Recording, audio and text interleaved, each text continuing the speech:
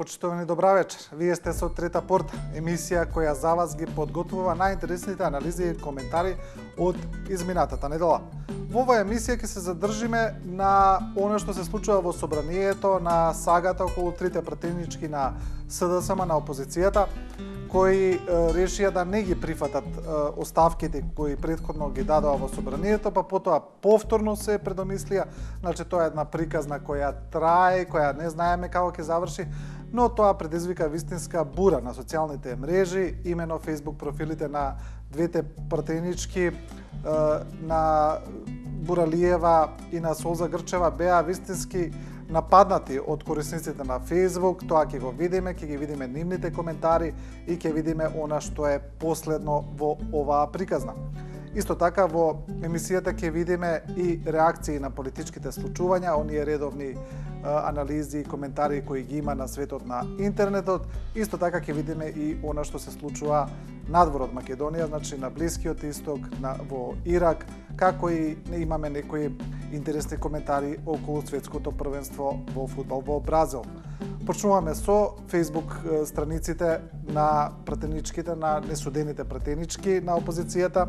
Значи, еве го оној на Солза Грчева, кој, како што кажавме, е во буквална смисла нападнат од корисниците, кои ги осудуваат нивните чекори, а еве еден од статусите на Грчева.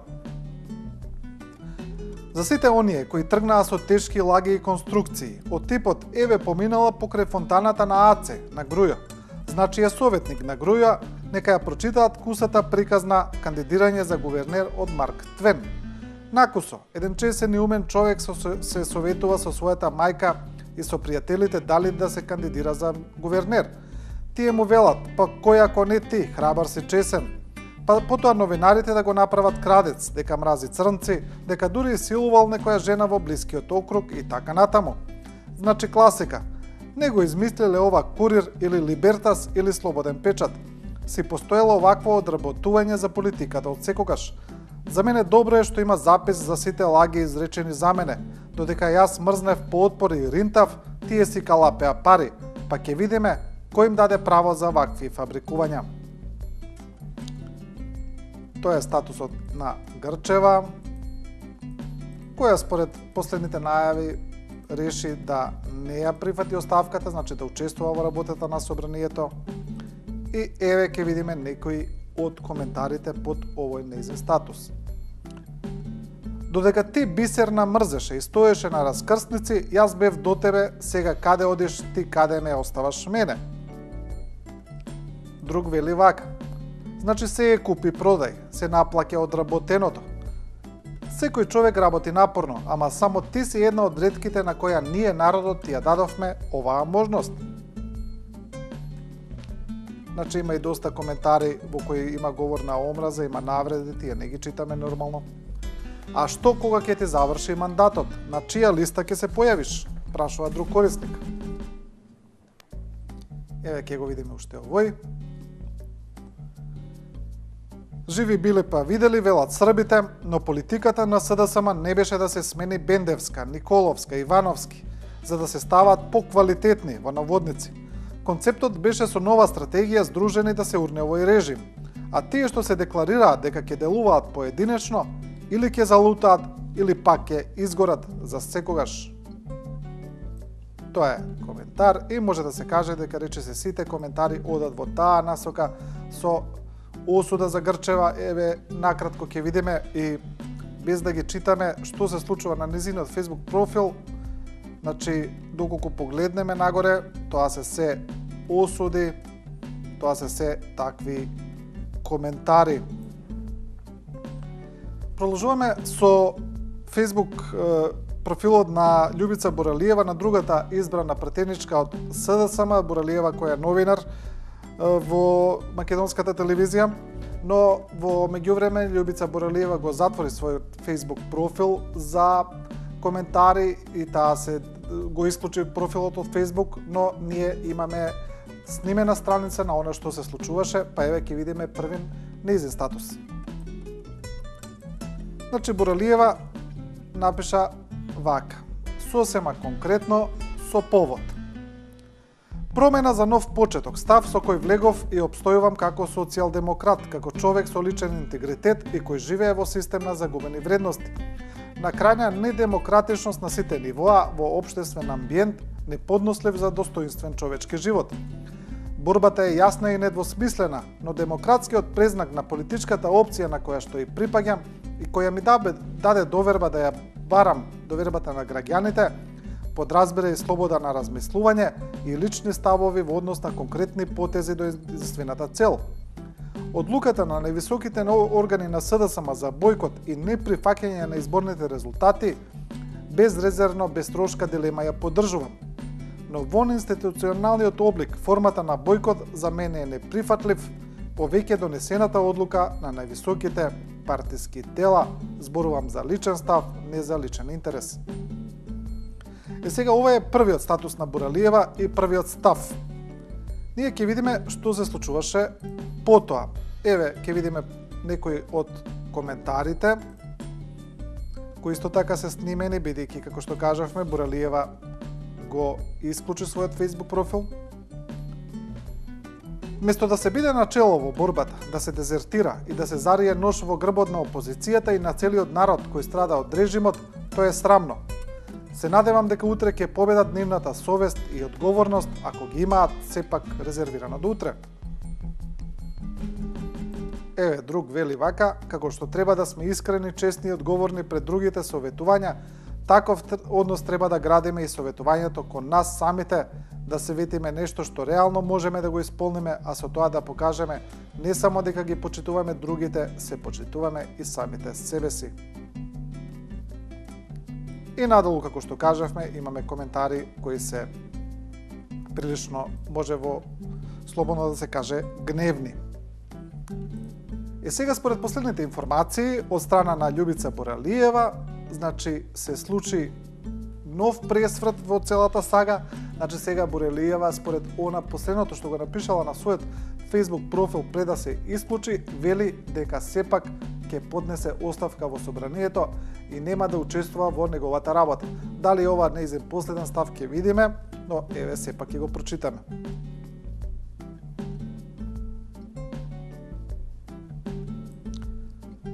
Се откажувам од довербата на оние што ми ја дадоа, од себе си, од мојата идеологија, од искрената заложба за вистинската борба.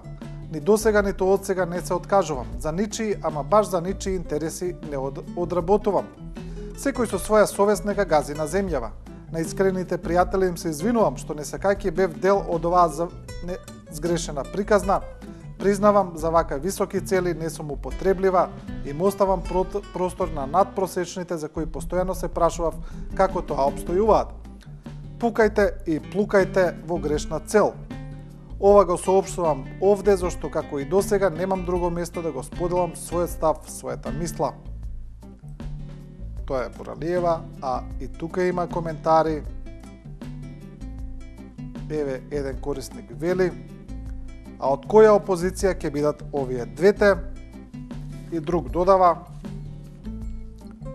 ова е став до вечер, утре нешто ново, му ги поматија сметките на Стефчо Муња, мислеше дека тој ќе има златната акција.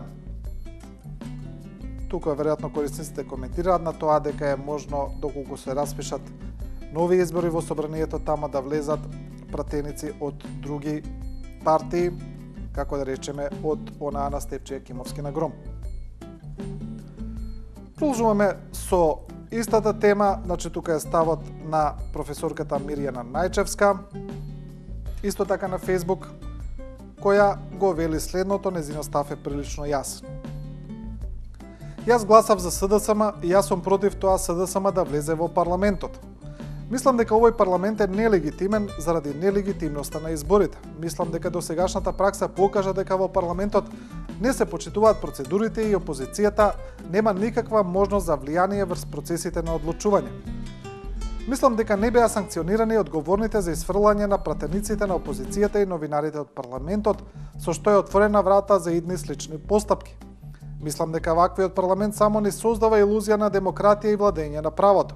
Мислам треба да се формира техничка влада која ќе има задача не само да спроведе фер избори, туку да ги постави правилата, процедурите и критериумите кои ќе го огранича самоволието на власта.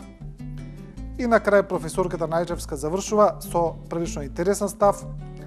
Доколку СДСМ се врати во парламентот, веќе нема да гласам за оваа партија и ќе причекам формирање на некоја во која ќе има капацитет да ја сруши диктатурата во Македонија. Ете, тоа е ставот на професорката Најчевска.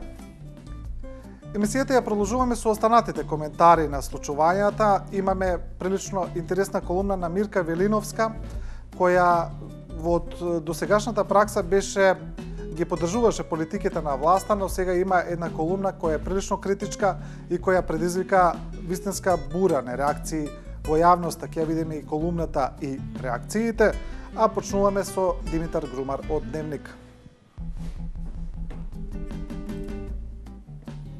Грумар с мојата колумна ја има насловена "Змијата опозиција и режимот ЕШ". При тоа целата колумна е напишана во споредбен стил, значи сите случувања се напишани во стил на борба меѓу змија и ЕШ и може да се каже дека крајот осликува една поента. Борбата меѓу ежот и змијата продолжува. Иако по последната изборна битка очекувавме барем летово да се куртулиме од задевните рефрени што со години се повторуваат. Змиската тактика да се набудува врз боцките на ежот продолжува.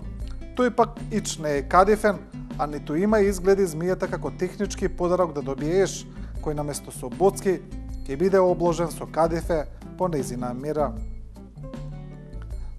Тука Грумар очигледно алудира на тоа дека е можно во собранието да се избере нова опозиција која според него нема толку да ја боцка власта. Продолжуваме со колумна на Бранко Геровски, која е насловена "СДСМовски мазохизам". И еве ќе прочитаме за да се види што сака да порача.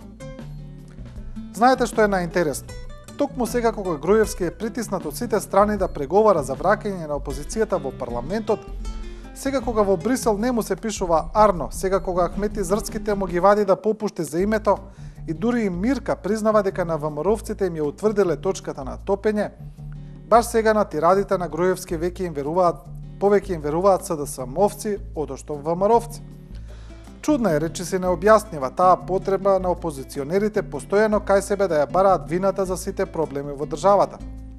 Постојано нешто се делат, се убедуваат дека требало да бидат конструктивни, се жалаат дека немаат стратегија и упорно се во фокусот на вниманието на непријателските настроени медиуми.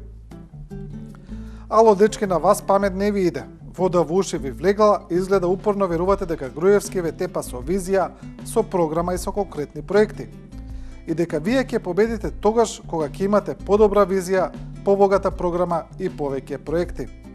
Е, ако е така, прифатете ја подадената рака и рецитирајте: "Здраво, друже Груе, јас ти стискам рака и ти велам, секој од срцете сака."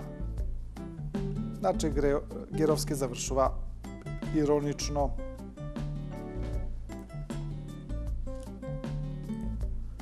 А еве колумната на Мирка Велиновска, значи дел од таа изваден, во која е изваден токму онаа поента која беше најинтересна за медиумите, значи Велиновска вели до државните инстанци за името ви утврдија ли точка на топење.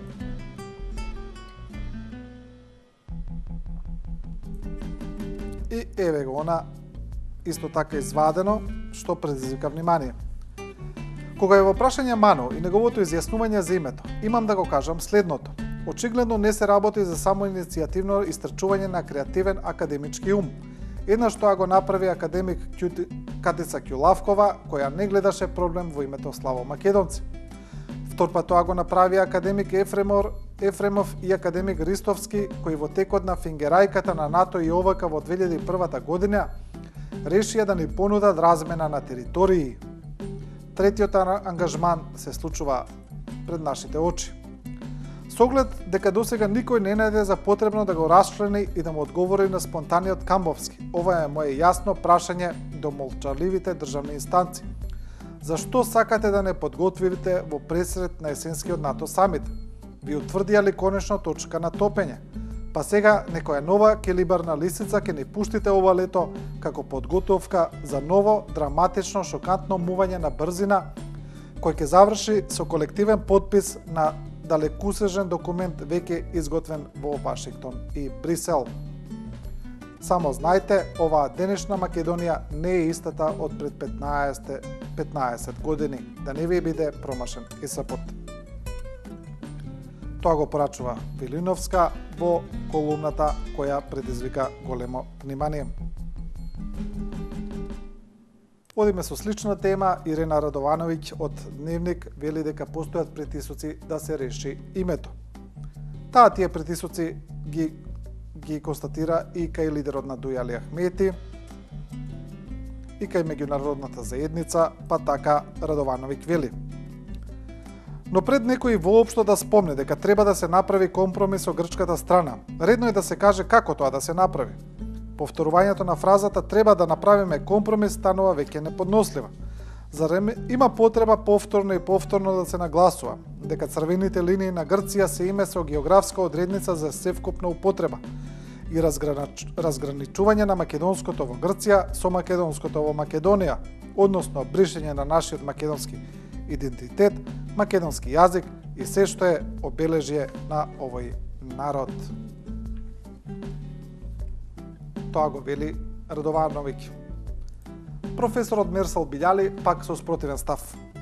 Тој вели владење со манипулации во неговата колумна и со насловот вели дека името е една од тие манипулации која се прави за да се владее и при тоа да се покријат други работи.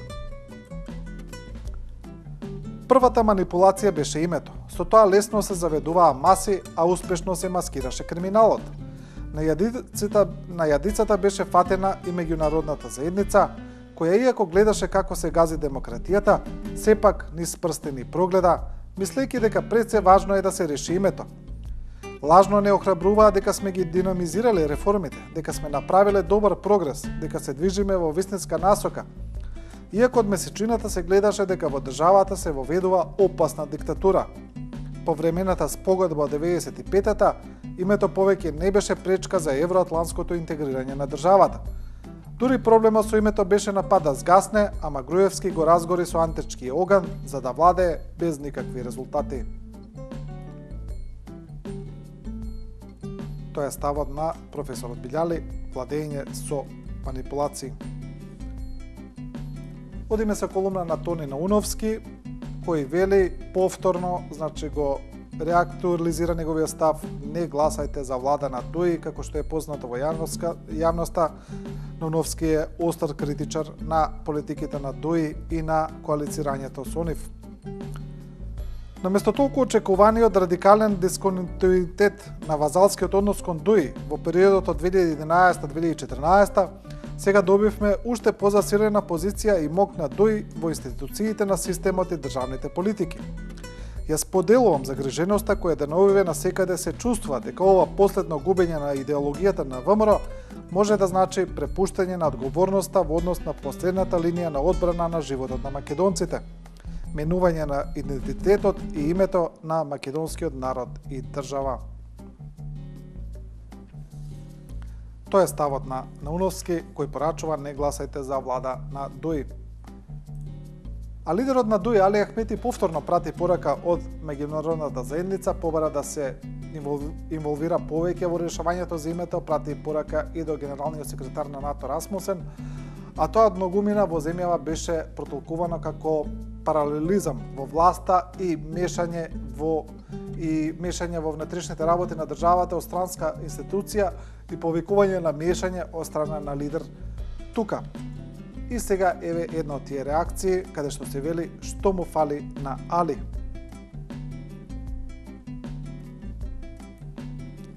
Ја користам оваа прилика да повторам и да нагласам потреба за итно вклучување на меѓународната заедница во леснување на процесот, напишал Али Ахмети во писмото до Расмусен.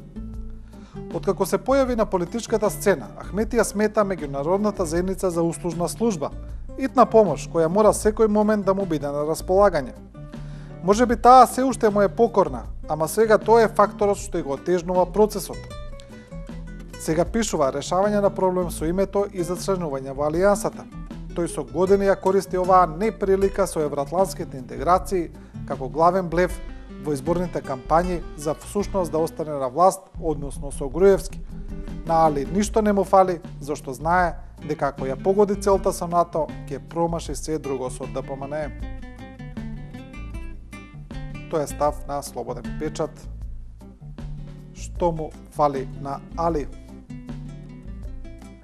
Продолжуваме за коментари на политичката состојба. Еве колумната на главниот одговорен уредник на Дневник, Дарко Јаневски, кој вели државното кафе на Никола Груевски. Јаневски повторно пишува за тоа дека меѓународната заедница пред се неправедно ја обвинува Македонија за многу работи, за немање слобода, за двојни стандарди. Тука значи се споредуваат многу такви примери кои според Јаневски се релевантни и на крај еве го зборува и за барањето на СДСМ за одвојување и на ОПСЕ за одвојување на државата од партијата. Во Скопје се уште може да чуеме од СДСМ и од ОПСЕ што практично значи раздвојување на државата од партијата за да може да добиеме добра оценка за изборите. Дали кога е изборна кампања, Груевски смее да се напие кафе и сок на државна сметка? Оти тоа се чини голема ујдурма. Например, Заев и Пендаровски кафето сами си го плаќаа, а Груевски наутро пиел сок, ама не го платил од свој джеб, а навечер, онака полн со енергија, беседал по митинзи, тоа мора да е проблем со изборната атмосфера. Дали на тоа мислеа нашите сакани пријатели од Запад, кога велеа дека гласањето било во ред, тоа не значи дека такви биле и изборите. Ете го ставот на Јаневски во колумната напишана во за него препознатлив ироничен стил. Емисијата ја продолжуваме со други реакции, со други коментари. Во изминатата недела повторно некако се актуализира прашањето за наталитетот од повеќе медиуми. Имаше информација за тоа дека 75% од младите сакаат да се иселат од Македонија. Ќе видиме коментари за овие прашања. Еве го Facebook статусот на новинарот Бранко Тричковски, кој вели 3 од 5. Од 5 дипломирани студенти, тројца ја напуштаат државата. Тоа е поразително за македонската економија. Затоа е потребна стратегија за зачувување на образованите кадри и за подобрување на условите за работа и живот, вели Антонио Пешев од Стопанската комора. На прво читање ќе помисли човек дека овој Пешев и неговата безвезна институција се на добар пат со своите фантастични идеи да ја спасат Македонија. Проблемот меѓутоа е во тоа што општеството и државата се жртва на стратегијата на чипираните идиоти на надвојводата Шарло за да се стигне до 4 иселени од 5 дипломирани. Со тоа што овој што ќе остане ќе ги има сите државни гаранции дека е кретен. Во успешната реализација на таа стратегија учествува и Пешев и неговата комора, и факултетите, и универзитетите, и локалните самоуправи. Сите учествуваме во сопствениот погреб. Став на Тричковски, напишан со за него препознатлив прилично остар јазик на граница на дозволеното, на граница на вулгарното, на јазик дозволен во колумните и коментарите. Бранко Ѓорѓевски од Дневник вели: неморален е законот за апанажа и тука Ѓорѓевски вели дека кога се зборувало за апанажата имаше случај со таа побараната од страна на подпредседателката на СДСМ Радмила Шекеринска, дали е морална или не. Ѓорѓевски тука зборува општо и вели дека целиот закон за апанажа треба да се преиспита. Еве зошто.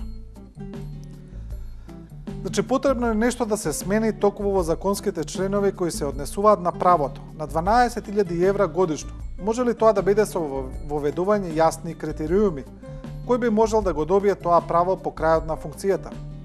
Може оти ако државата може да направи јасни и прецизни критериуми во однос на тоа кој сиромашен граѓанин може да оствари право на социјална помош, до степен што барањето помош е условено со процедури од кои ќе ви се одмили животот, тогаш треба да може и кога е во прашање поседувањето на лично богатство, кое би било доволно како граница по која некој би можел да добива апанажа.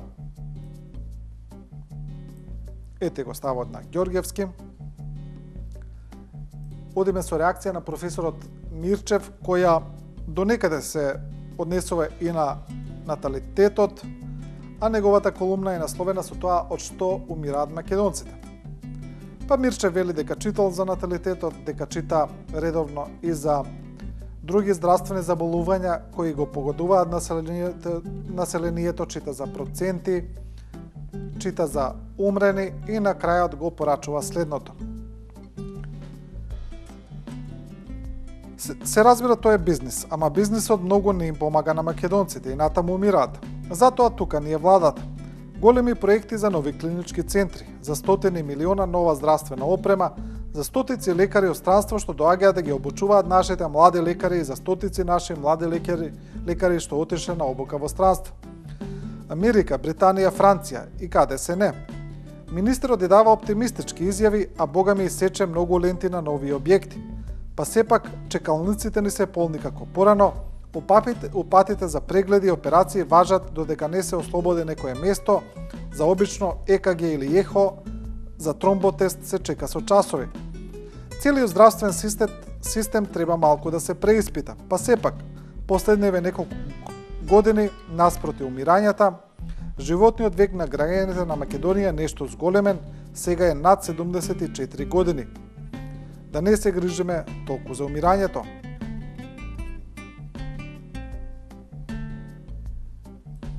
Ете ја колумната на професор Мирчев, од што умираат македонците.